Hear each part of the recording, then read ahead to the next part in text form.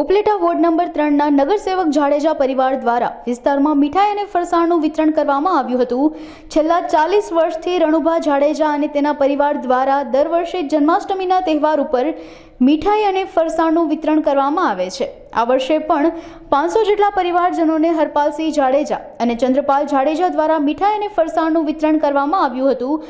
જાડેજા પરિવારના Ashapura education trust દ્વારા દર વર્ષે પ્રાથમિક શાળામાં અભ્યાસ કરતા બાળકોને 2 લાખના પુસ્તકો વિનામૂલ્યે આપવામાં આવે છે।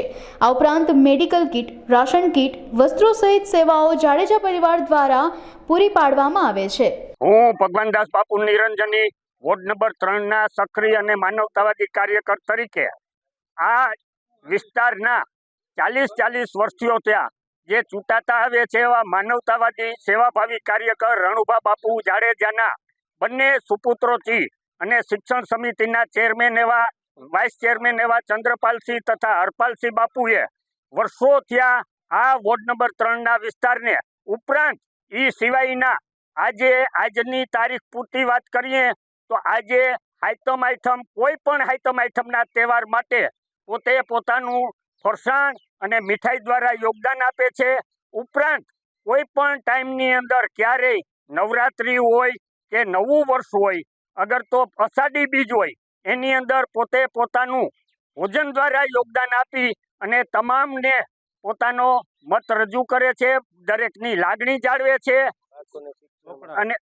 અને એ સિવાય દર વર્ષે આ લોકો વોર્ડ નંબર 3ની અંદર પહેલેથી છેલ્લે લગી તમામ વિદ્યાર્થીઓને ચોપડા વિતરણ કરવામાં આવે છે। મારું નામ જાડેજા ચંદ્રપાલસિંહ રણુભા, વાઇસ ચેરમેન નગર પ્રાથમિક શિક્ષણ સમિતિ। આજ રોજ જન્માષ્ટમીના તહેવાર નિમિત્તે ઉપલેટા વોર્ડ નંબર 3ના સ્લમ વિસ્તારમાં અંદાજિત 500 કિલો ફરસાણ તેમજ અંદાજિત 500 કિલો મીઠાઈનું વિતરણ અમારા તરફથી કરવામાં આવ્યું છે।